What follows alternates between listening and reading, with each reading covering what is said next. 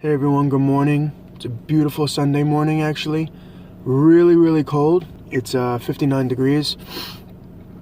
I feel like I'm a little stuffy this morning. I'm headed to the gym. About almost 2 hours later, I finished my workout. I burned about 500 calories on the treadmill, which is a lot better than what I've ever done. I went to Walmart, had to exchange a few things, and I picked up breakfast, which is this.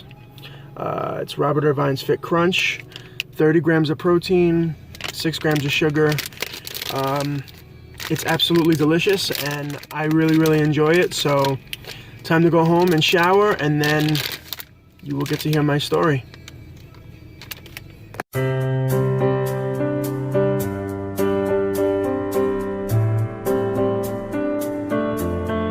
It's not easy to be me. Alright guys, so my story. Here we go. Where do I start? Alright, so people are probably wondering, like, why now? After the video that I made about 2 or 3 days ago, after my routine from the gym, my wife is a YouTube fanatic. She watches YouTube videos all the time, and I would always joke around with her and say, hey, you know, like, you're a YouTube fanatic, you know that? You're always watching YouTube. And I would just, like, joke around with her, and she would say, I love YouTube, and it's better than watching TV. And so then one day, I was doing what I was doing on my laptop or whatever, and she said to me, hey, Rye, you really should check out this guy's YouTube. I think you would really find it really inspiring. And I said to her, Jenna, I'm not going to watch this. You know, that's not for me. I don't watch that stuff. And she said, I think you would really like it, though. And I was like, no, I'm not going to watch it. And she was like, just listen to me. Just try to watch it. His name, you know, on the YouTube channel, his name is Obese to Beast, and his story is really cool. I was like, whatever. So one night we're in bed. It's like 1:30 in the morning, and I was watching like a wrestling clip from the 80s. And on like where the videos are, like suggestions wise, was his video. And I was like, you know what? Maybe I should just take a look at it. What's the worst that could happen? You know, like, I have time to kill. I'm not tired. I'm not sleeping. And when I watched it, I started from the first video, and he explained his story. He weighed about like 360 to 370 pounds, and he went down to 180. And he's really cut and shredded. He looks that way because he worked so hard for it.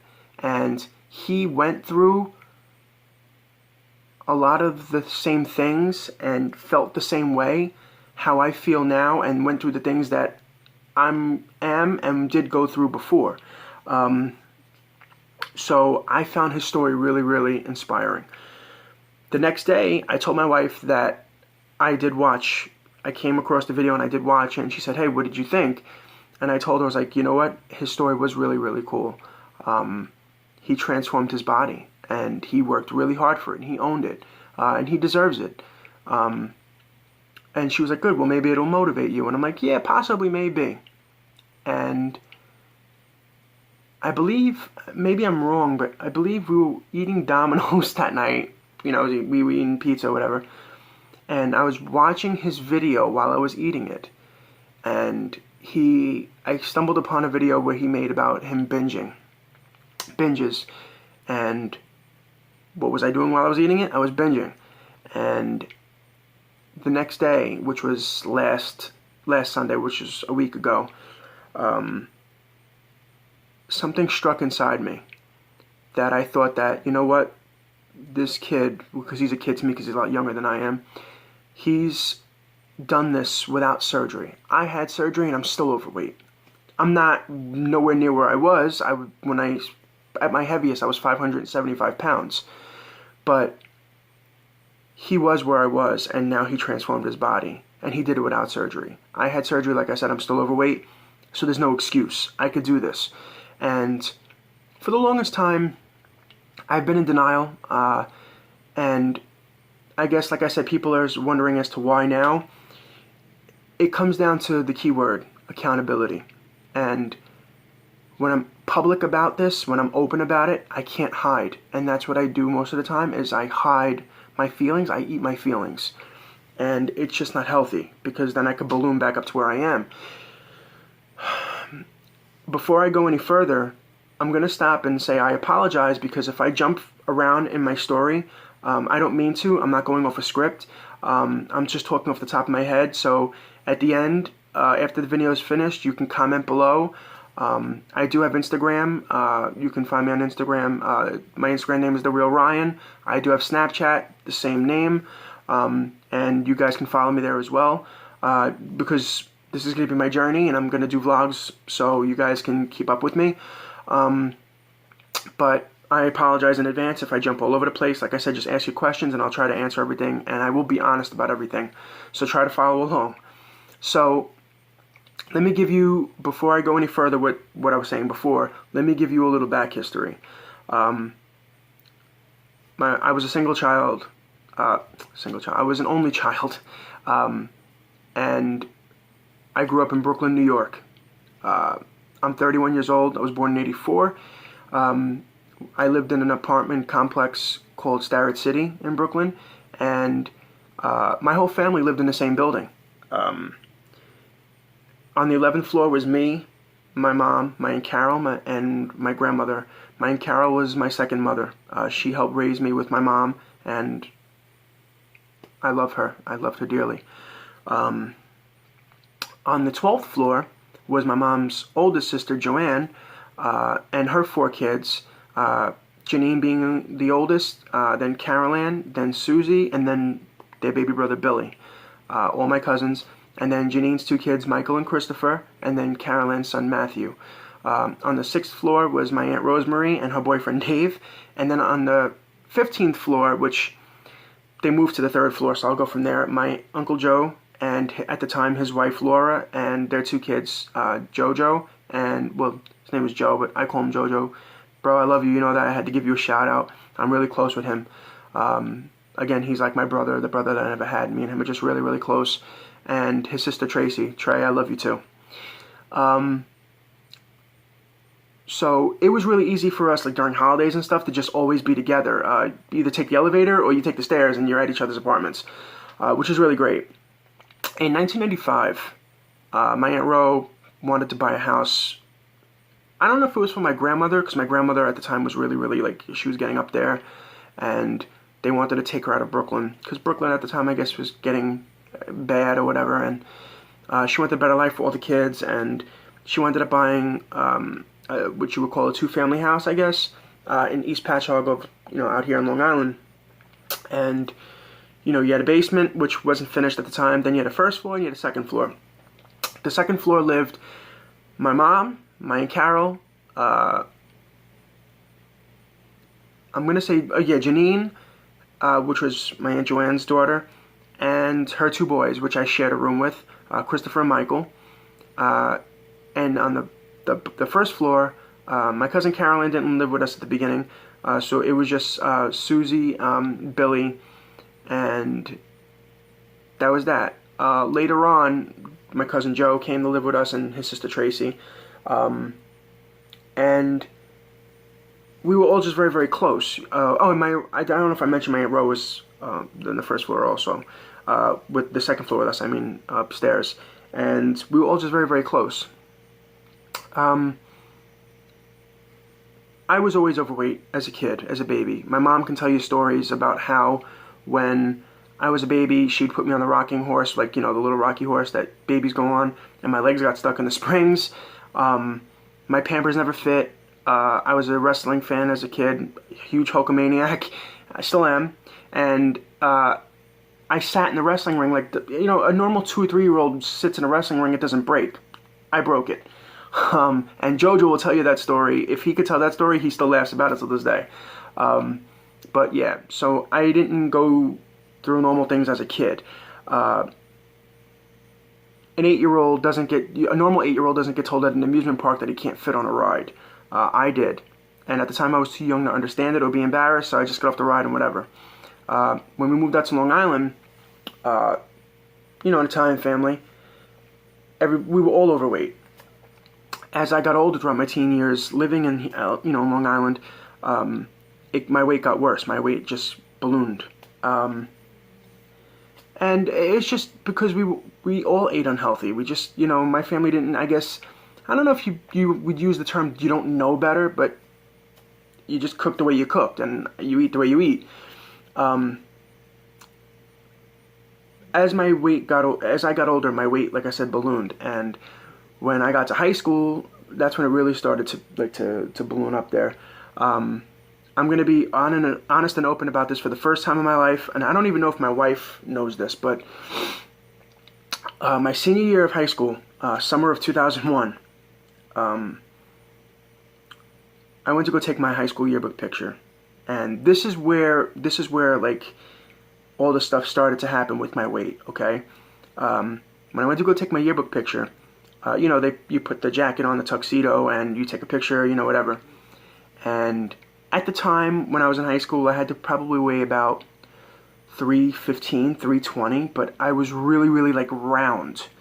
And, I looked unhealthy. And when I got there, I went to go take my picture, and the jacket that they had, the biggest size they had, I don't remember the biggest size they had, but either way, it didn't fit me. And the photographer and the woman didn't know what to do. So the photographer said, I know what we can do. The guy took two jackets, and he made me put my left arm in one sleeve and my right arm in the other jacket sleeve, and he put it together to make it look like one jacket. And I remember sitting there being so embarrassed. I was 16 going on 17 at the time, and I had some of my fellow students in the back waiting to take their picture, and, the people that I weren't friends with, I mean, I didn't hear anybody laughing, I didn't hear anybody, like, snickering, but it was embarrassing and devastating. And you would think after, enduring that, going home and just being miserable, like, it would click to where you need to do something. It didn't. I just felt like I was destined to basically stay at my mom's house, in that house the rest of my life, and just basically be depressed and eat myself into oblivion. And around all that time,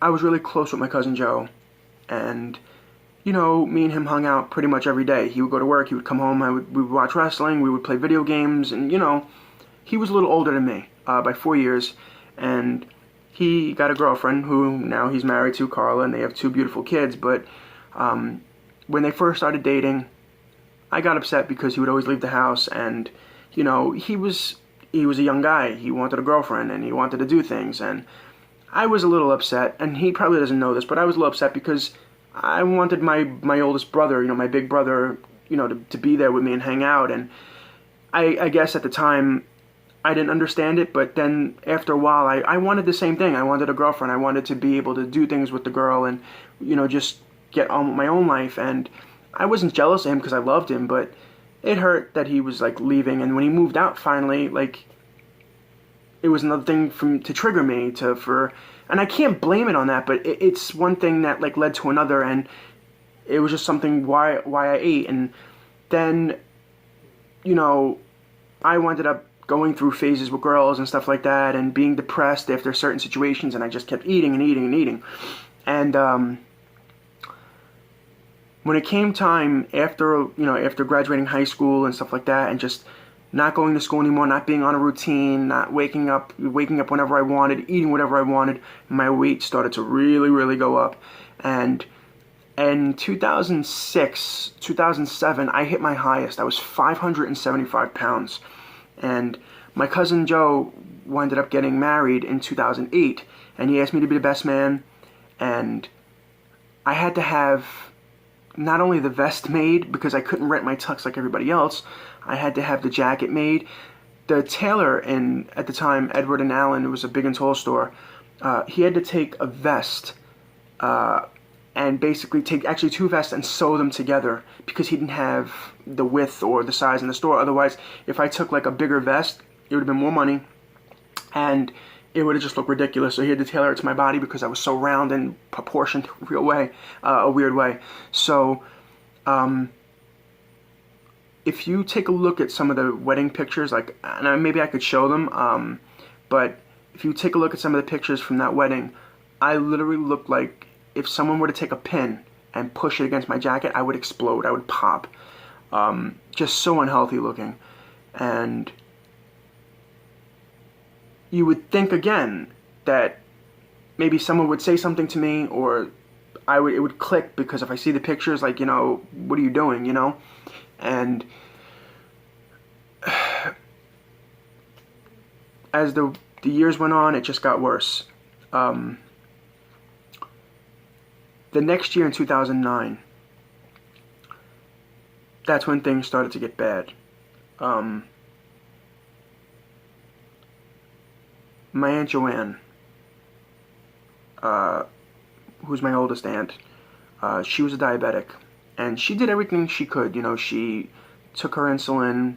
I don't want to say, watch what she ate, but we all didn't watch what we ate. Long story short, she got really sick, and she passed away in 2009. And one of the things I missed about her was that if I had an argument with my aunts upstairs or my mom or whatever, I would go downstairs and I would just talk to her, and she would always tell me she knows, and and she was just really, really smart and very knowledgeable about a lot of things. And I missed her. I missed her, and my whole family did, but it was just something that was missing from that household. Aside from my cousin Joe leaving and getting on with his life, which I wasn't mad about. Like I said, I was just sad because he left. Like I said, I love the guy. So now there's another person that's gone. Then jumping forward, my weight was again still ballooning. Again, I was not ballooning. I was pretty much stagnant, 575 pounds, and I would teeter and totter. And then jump to 2014, I'm going to say. Yeah, 2013, 2014, around there. My Aunt Ro, she was a really, really heavy smoker. And she had emphysema. She had a lot of things going on. And she was diagnosed with cervical cancer. And I'm just going to say that she did put up a fight. She did. But ultimately cancer won. And she's no longer with us. She passed away in the summer of 2015, which is last year. That's two of my aunts gone. I remember the day that my Aunt Ro passed, telling my Aunt Carol. Now again, my Aunt Carol raised me. She's like my second mom. My Aunt Carol wasn't feeling very well. She was always out of breath. She never liked going to the doctor. She was overweight. And I said to her that night, Aunt Carol, please, you gotta go to the doctor. You gotta take care of yourself. I can't lose you too. I can't, And she's like, Ryan, I'm gonna be okay. I'm gonna go to the doctor, I promise you. I just wanted to stay with Ro, She's my sister. I wanted to be here for her. And I said, I understand that. But you really have to take care of yourself. And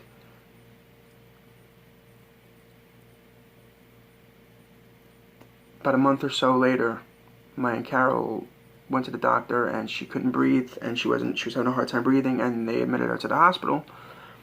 They put her in a rehab center to get her breathing under control.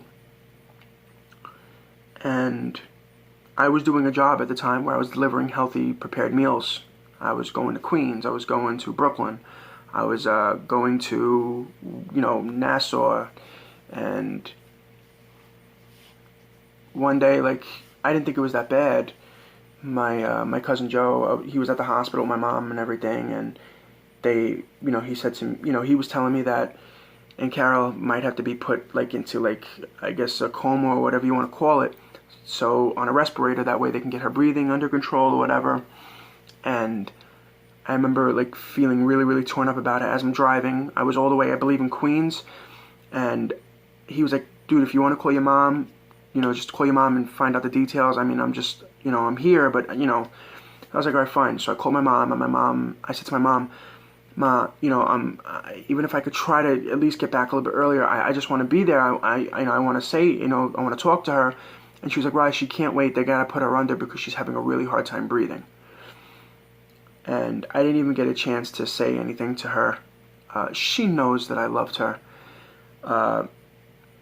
And then when I finally got there, the nurse was standing in the room with my mom, and they basically said that they've seen this a lot, and the truth of the matter is she probably wasn't going to make it throughout the night. I didn't get a chance to say goodbye. And the next morning, I was sitting here with my wife, and my mom called me at 9 o'clock telling me that my Aunt Carol passed. That's three. That's my Aunt Joanne in 2009, my Aunt Ro, and my Aunt Carol in 2015. I didn't grieve. I didn't cry. I cried when I saw her in the hospital, but I didn't get a chance to grieve or really like cry or anything like that. But I ate. I remember by myself going to work, sitting in a parking lot in KFC, and it was just me and my 2 chicken breasts and my wedges, and getting that feeling of being consoled and being fulfilled, I guess. I don't know how else to explain it. But I know that at the time, I guess didn't think about it, but obviously that's what's killing me, is privately binging and eating my feelings. And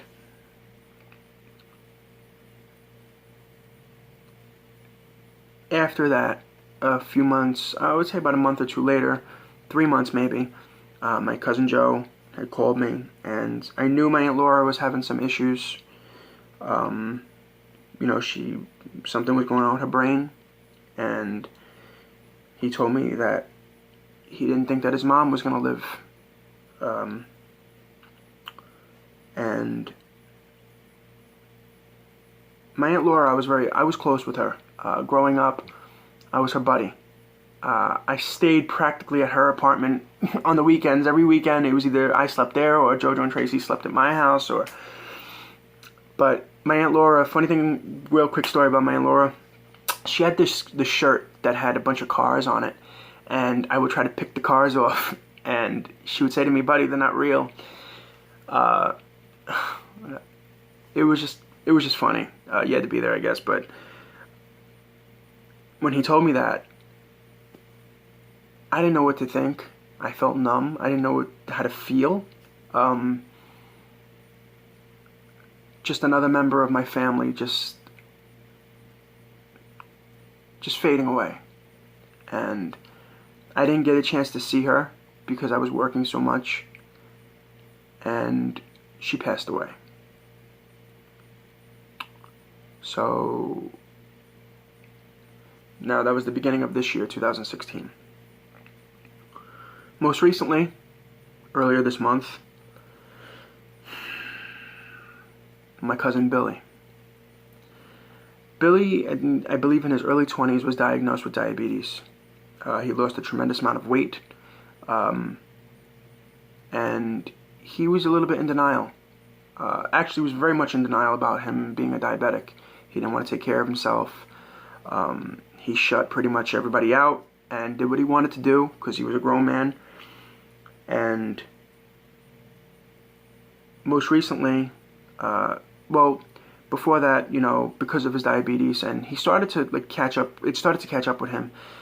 He had his toes amputated. He had both feet operated on, and then finally, one of his legs were amputated up to his knee. And he endured so much, and he went through more than anybody which I think can handle. And to me, that was just I looked at him like he was, I don't know how anybody could endure that. But this the early beginning of this month, he couldn't breathe. He had a lot of heart problems. He was only 42 years old, and it got the better of him, and he passed away earlier this month. So between the last year, 4 deaths, and My Aunt Joanne passed away in 2009. It's no excuse. I mean, people always have outlets, and, you know, people have deaths in their families all the time, but again, I'm very family-oriented, and I guess these things happening, I just pushed them to the side, and I ate through my feelings, and it got me in trouble. Not got me in trouble, but it's unhealthy, made me unhealthy. So that's pretty much as to one reason why, I guess, I kept it deep down inside and just never expressed anything as to why I was the way I was. As a child, going back to childhood, real quick, my dad. I'm not going to get into too much with my dad because, you know, Dad, you know, I love you, but my dad was not around when I was a kid. And that's a little bit of a backstory. I'm not going to talk about that because I've made amends with that, and he knows I love him, and we're trying to work on our relationship somewhat right now. There were things that happened. I forgave it. I'm a grown man, and I moved on. But majority of my childhood, I guess, that did accumulate. That did participate in me being the way I was as a kid and being overweight. Because my dad wasn't around for show and tell, you know, certain things like where there was an assembly and parents were allowed to come and just my mom and my aunt were there. I just didn't have a man in my life. The only man that I did have in my life was my Uncle Joe. And, you know, but he wasn't my dad. I didn't have a dad growing up, so it was rough. It was rough. But going forward, again, I know I'm jumping all over, so try to follow. 2012, I had met my wife, Jennifer, and she had told me when she first met me that she was on Weight Watchers and she was trying to watch her weight, and she told me she was really attracted to me, but she did tell me that she can't be with somebody who's going to be in a coffin within a few years. And she didn't say it she did say it in those terms, but she also didn't want to be mean about it, but she basically was just worried about me. She was overweight herself, and she was trying to get her life in gear, and she didn't want to be with somebody that was going to bring her down. And I understood that. So I said, you know what? And here's where it gets kind of weird and sad at the same time. I told her this, and she'll probably vouch. I said, you know what? I won't do it for myself. I'll do it for you because I really want to be with you. Now, when you want to lose weight, you should really do it for yourself. And I did it. She put me on Weight Watchers. She was doing Weight Watchers. She put me on Weight Watchers. I lost 100 pounds. And then as we became comfortable with each other and fell in love and all that stuff, you know how that goes. You get comfortable with each other, and in love, you eat, you go out on dates, you don't really care as much, and we both started to gain weight. In 2013, we were living together, and I said to her, hey, I'm thinking about pursuing weight loss surgery. And at first she said to me, no, because it seems like the cop-out, it's an easy way out. And I was like, I don't think so. I was reading some stuff about it. Maybe you should look into it. Long story short, we both looked into it, and we both thought, you know what, maybe we should do this. I was 515 pounds. My wife went first. She had the gastric sleeve done. Sorry for outing that baby, but we were pretty much open about it. She went first. She started to drop weight. Then I went. I did the whole thing, the two-week liquid diet. I will be honest, I cheated on it. I really did. I couldn't go the full 2 weeks without eating something. I had a piece of chicken at the end of every single day up until the 6th day. After that, I went to my meeting and they're like, you really got to stop eating. So I did. I broke down the 2nd day from not eating, from being around people that were eating. I just started to cry because I wanted food. It was hard. I started to lose weight after I had my surgery. I had my surgery in April of 2014. Me and her started to drop weight. We went for walks. We were doing the right thing, taking our protein shakes, even though we hated them. And we were losing weight. But then in late 2014, Jenna's grandfather, who she was really, really close with, he had passed away. And again, not an excuse, but when things happen, people have certain outlets. And he was a great man. A great man. He was a great man. And he was just so full of life, and he was healthy, and the next day, just here and then you're gone. And I watched her go through this, and I've been around death before, but I never understood it, and now I saw what it was like for someone to go through something where someone's so close to you and you lose them and you don't know what to do, and then everything just, excuse my language when I say this, but everything just pretty much, I won't curse, goes to crap, okay? And again, we all have outlets and we just do certain things, and I'm not going to speak for her, but for me, even watching my wife go through that, I binged because I didn't know how to help her. I didn't know what I could do. I felt helpless, so I ate. And I used that crutch for so long. I don't know other ways to go about it. So when this time came for me to be there for her and be the man that she needed me to be and to console her, when I didn't know, again, I binged. All this death, everything surrounding, was just one of the reasons. My God, I'm losing my voice. One of the reasons as to why I ate. Then I really started to hate my job. The people there were cool. I encountered some things, but I just really started to hate my job. I dreaded waking up every morning going there, which pretty much everybody does hate their job, unless you're an actor or unless you're like a sports player. You really don't hate your job. Everybody else hates their job. Unless you truly find something that you really, really enjoy doing. I was just starting to really, really dislike my job. I dreaded going to that place every single day, and I just didn't want to be there anymore. And it started to show, and a few people would say to me, hey, are you okay? It would just start to show, and I really didn't want to be there anymore. I got a second job.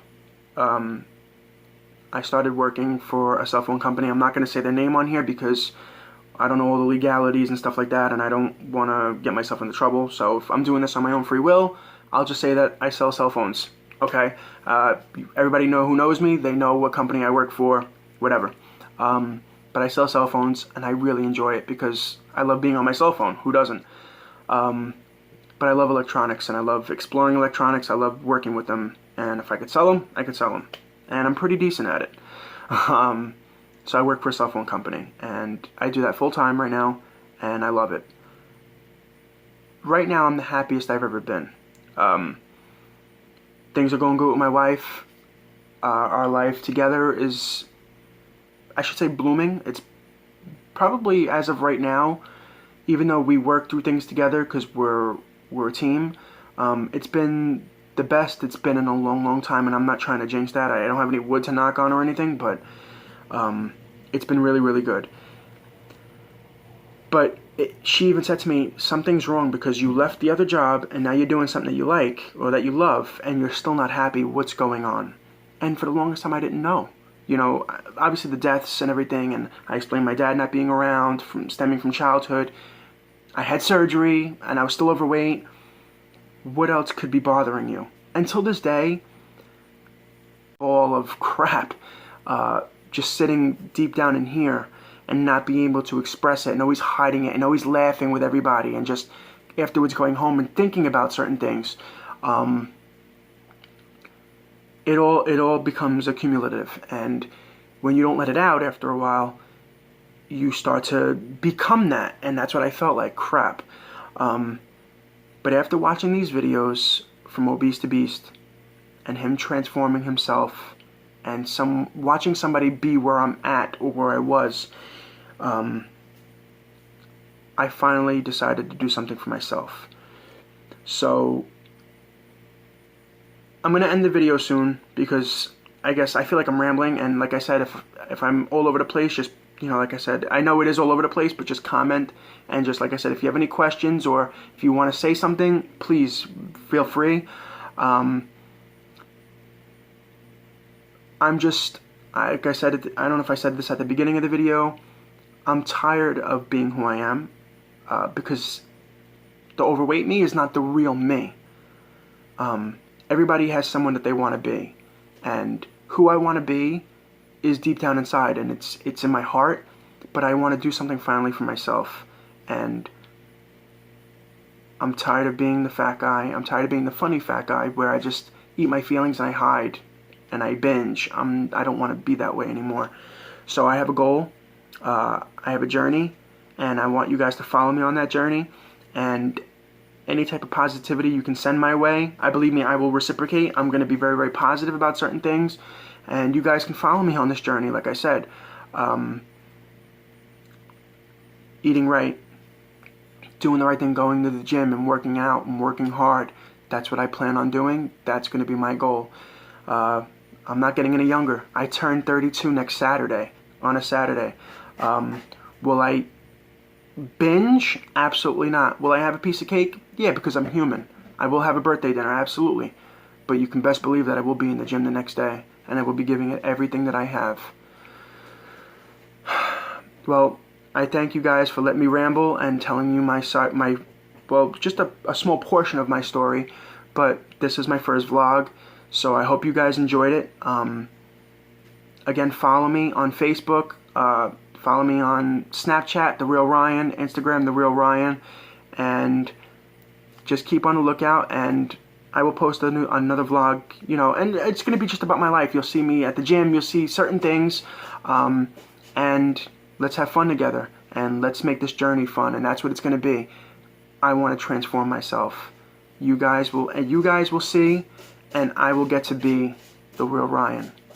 Thanks, guys. It's been a pleasure, and I hope you enjoyed this video. Leave comments below, and like I said, I'll try to get back to everybody. Thanks, everybody.